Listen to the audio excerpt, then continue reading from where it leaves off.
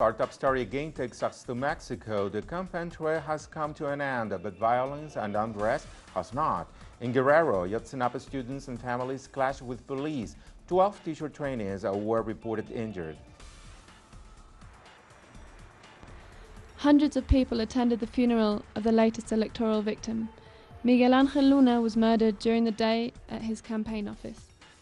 Electoral authorities said they would set up alternate polling stations in Oaxaca and Guerrero, where teachers and other residents are strongly opposed to Sunday's elections taking place. Unrest continued in at least 4 stations in southern Mexico. Teachers and protesters in Oaxaca and Guerrero have vowed to boycott the elections. That's why in Guerrero we decided to say no to elections, because we have the right under Article 39, because power emanates from the people, and the people decide who governs and how they govern.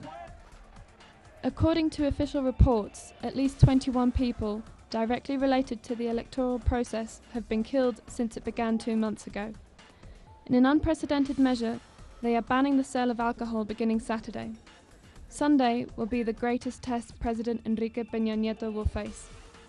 Polls suggest no party will win absolute majority in the lower chamber of Congress.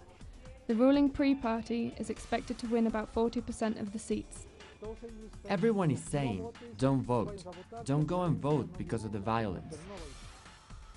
The US Embassy in Mexico announced an emergency travel alert to all its citizens, warning them against traveling to Oaxaca until unrest there ended. The diplomatic mission in Mexico City also said flights to the Oaxaca City airport had been suspended due to protesters who blocked all entrances and accesses to the terminal. And now to our correspondent in Mexico, Glenn Kahn, for more information regarding the tense electoral climate in Oaxaca. Here on the highway that goes to Oaxaca City, Maximina Ramirez tries to maintain a living. When asked about the Sunday's national elections, the indigenous Mixteca woman says the political class only provides empty promises. The political party, whether it is one or the other, bring us the stars. Like a teenager when one promises the stars to a 15-year-old girl. And what happens? They are put aside and one is forgotten. Ramirez fears that the direction and trend of current public policies will not favor her or the rest of the 25% of those living far below the poverty line in the state of Oaxaca. It will be like before. My parents used to tell me that he who had money would be able to study and those who didn't wouldn't. I think the same is happening now. It is coming back.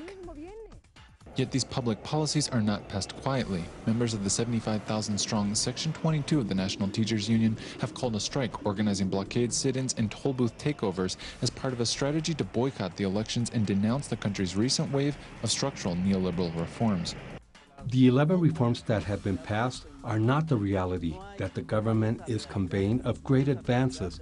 In fact, it is the opposite, bringing us great poverty and marginalization in our communities, along with the shortages in basic services. The militant Oaxacan teachers also shut down the state's international airport, flexing their muscle against what they say are authoritarian and violent strategies employed by the authorities to quiet protest. Others can now come and evict you from your home, and you can't say anything. And if you say something, here comes the police to beat you.